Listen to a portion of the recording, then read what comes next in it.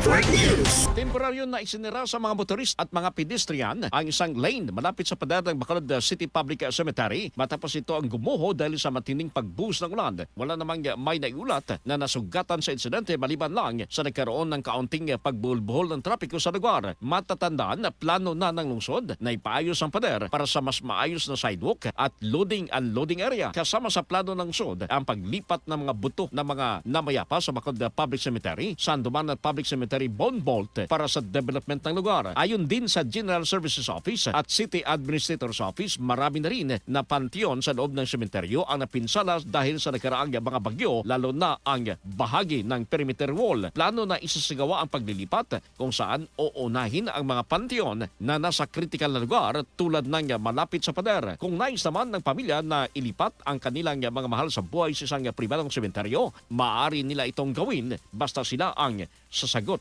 sa gastos. Para sa Tutok na Bagyo, kasama mo sa RMN DYHB Bacolod, Radyoman Albert Hener. Tatak Karimen. RMN Network News.